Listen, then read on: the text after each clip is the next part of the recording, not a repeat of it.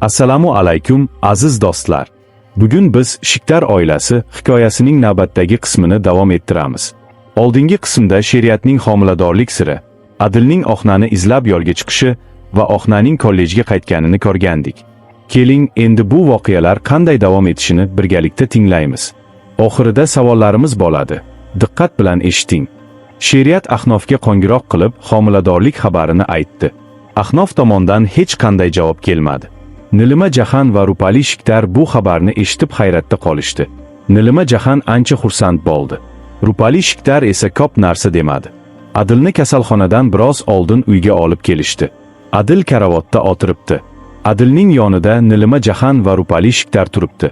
Ahnof eshik oldida, Mira esa Ahnofdan biroz narida turib telefonda kimdir bilan suhbatlashyapti.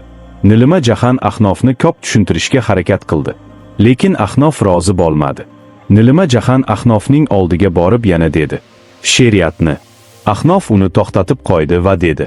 Sizning barcha gaplaringizni eshitdim. Bu masalada hech kimni eshitmayman. Adil Ahnofga qarab turibdi. Akasining qanchalik azob chekkanini Adil yaxshi biladi. Lekin hozir Adilning qo'lidan hech narsa kelmaydi. Rupali Shikdar dedi. Nima qilmoqchisan? Ahnof sokin ovozda dedi. Hozir sizlarga hech narsa demayman. Vaqti kelganda tushunasizlar. Ahnof boshqa gapirmadi. Jimjit xonadan chiqib ketdi. Adil karavotdan turmoqchi bo'lganida Mira dedi. Adil, nega turyapsan? Siz hali tuzalmadingiz. Yoting. Adil o'tkir nigoh bilan Miraga qaradi. Jiddiy ovozda dedi. Mira, uyingga bor. Sen bilan yomon muomala qilishni xohlamayman. Kelajakda qilishga majbur bo'ladigan ishlarni qilma. Va kim bilan aloqang bo'lsa, unga ayt, 100 ta urinsa ham bu uyga qayta olmaydi. Mira hayratda qoldi. Nilima Jahan Miraga qarab dedi. Kim bilan aloqang bor? Mira ikkilanib dedi. Hech kim bilan aloqam yo'q, xola. Men ketyapman. Mira ketmoqchi bo'lib yana to'xtadi. Adil karavotdan tushib, shim va ko'ylak olib yuvinish xonasiga kirdi. Birozdan keyin kiyim almashtirib chiqdi. Nilima Jahan xavotirli ovozda dedi. Endi qayerga ketyapsan? Adil oddiy ohangda dedi. Ohnani olib kelishga ketyapman. Rupali Shikdar qattiq ohangda dedi. Seningcha, u sen bilan qaytib keladimi? Adil mototsikl kalitini olib dedi. Ketyapman, uni olib kelaman. Aks holda men u yerda qolaman. Nilima Jahan bezovta bo'lib dedi. Qachondan beri buncha xotinga berilib qolding? Kasal tanang bilan buncha uzoqqa xotiningni qaytarib olib kelish uchun borasan. Adil hech nima demay chiqib ketdi. Miraning qo'loyoqlari muzlab qoldi. Yuragi shiddat bilan ura boshladi. O'yladi. Adil u yerga borib, biz uning imzosini qalbakilashtirib ajrashish hujjatini yuborganimizni bilib qoladi. Adil otasiga aytib qo'ysa, otam meni oldirib qo'yadi. Bularni o'ylaganda, Miraning boshi aylangandek bo'ldi. Nilima Jahan birdan dedi. Nima bo'ldi, Mira? Mira hayrat bilan qaradi. Yengil kulib dedi. Hech narsa, xola. Ketyapman. Nilima Jahan boshqa gapirmadi. Ahnof o'zining advokat do'sti Konakning oldiga keldi. Hammasini tushuntirib berganidan keyin Konak dedi. Sen xohlagan narsa hammasi to'g'ri. Lekin bola haqida bir o'ylab ko'r. Ahnof chuqur nafas olib dedi. Ko'p o'yladim. Lekin qarorimdan qaytmayman. Va sen ajrashish hujjatini tayyorlab qo'y. Bola tugilgan kuni buni yuboraman. Va pul masalasi. Konak dedi. Ko'proq gapirishga hojat yo'q. Hammasini tayyorlab qo'yaman. Bir gapni ayt, bolani o'zing olib qolishga qodirmisan? Va agar u bolani senga bermaslikni xohlasachi?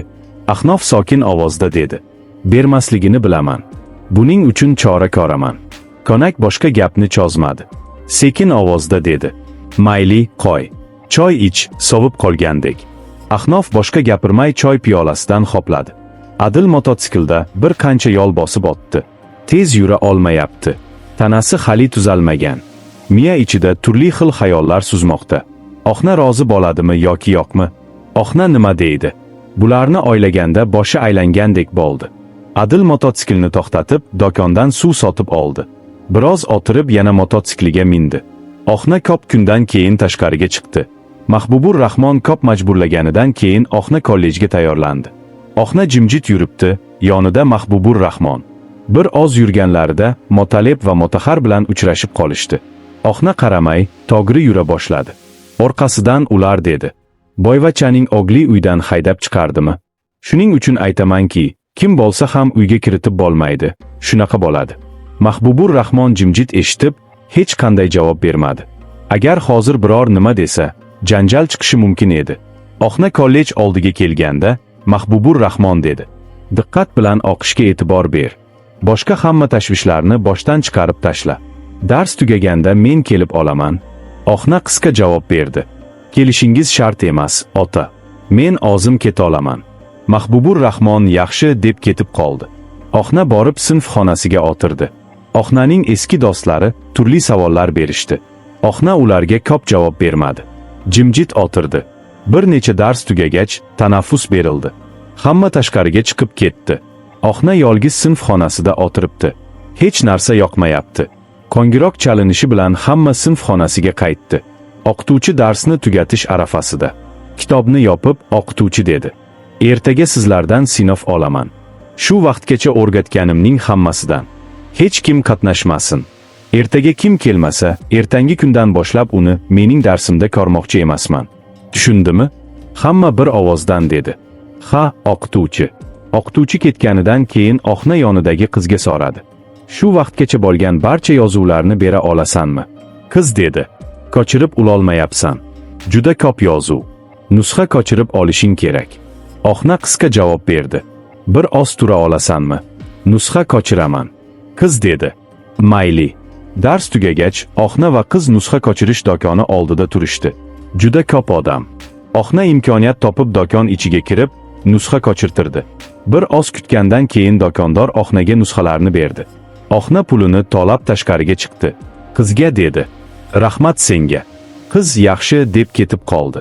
Oqna bir oz yurganda, birdan kimdir uning ismini aytib chaqirdi. "Oqna." Oqna hayrat bilan orqasiga qaradi. Oqnaning nigohi tinchlandi. Oqna sekin ovozda dedi: "Assalomu alaykum. Axan aka." Axan biroz oldinga yurdi. Kulib dedi: "Alaykum assalom. Qandaysan, Oqna?" Oqna qisqa javob berdi: "Yaxshiman." "Axan aka, siz qachon keldingiz?" Axan dedi: "Sening uying tomon ketyapman. Yo'l-yo'lakay gaplashib ketsak." Oqna hech nima demay yura boshladi. Axan dedi: "Bir necha kun bo'ldi. Sening xabaring qanday? Ko'p narsa bo'lib o'tganini eshitdim. Bu qishloq odamlari hech qachon o'zgarmaydi." Oqna qisqa javob berdi: "Qishloq odamlarini ayblab nima qilish mumkin? Mening taqdirimda nima bo'lsa, bo'ldi." Axan yana nimadir demoqchi bo'lganida, Oqnaning yelkasida yashil rangli hasharotni ko'rdi. Axan atrofga qarab, yonidan bir kichik tayoq oldi. Oqna dastlab hech narsani tushunmadi. Axan Oqnaning oldiga kelib, tayoq bilan hasharotni yerga tushirdi. Oqna buni ko'rib boshqa tomonga chekindi. Axan kulib qo'ydi: "Qo'rqishning hojati yo'q. Tushirib yubordim." Oqna hayajonlangan ovozda dedi: "Yana bormi, Axan aka?" Axan oldinga borib, Oqnaning yelkasiga qo'l cho'zmoqchi bo'lganida, mototsiklning shiddatli ovozidan Oqna qo'llari bilan quloqlarini berkitib oldi. Axan ham biroz cho'chib ketdi. Oqna ikki qo'li bilan quloqlarini berkitib, orqasiga qaradi. Davomi bor. Bugungi hikoyamiz uchun savollar. Ahnofning she'riyatning homiladorlik xabariga qanday munosabatda bo'lishini qanday baholaysiz? Uning advokat bilan suhbati nimani anglatadi? Adilning Oqnani olib kelish uchun kasal bo'lsa ham yo'lga chiqishi qanday his-tuyg'ularni uyg'otdi? Bu uning sevgisining qanchalik kuchli ekanligini ko'rsatadimi?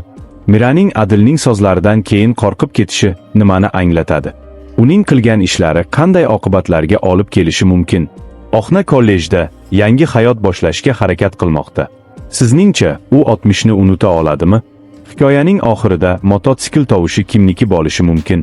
Axan va Oqna o'rtasidagi suhbat qanday davom etadi? Sizning taxminingiz qanday? Aziz tinglovchilar, agar sizga ushbu hikoyaning davomini eshitish istagi bo'lsa, iltimos, izohlarda buni bildiring. Va shunga o'xshash ko'plab qiziqarli, ta'sirli va ibratli hikoyalarni o'tkazib yubormaslik uchun kanalimizga obuna bo'ling va qo'ng'iroqchani bosing. Hammangizga rahmat. Keyingi qismda ko'rishguncha, xayr. হ্যাঁ দর্শক, আশা করি আজকের এই ভিডিওটি আপনার কাছে ভালো লেগেছে। সো প্লিজ আজকের আমাদের এই ভিডিওটি যদি ভালো লাগে তাহলে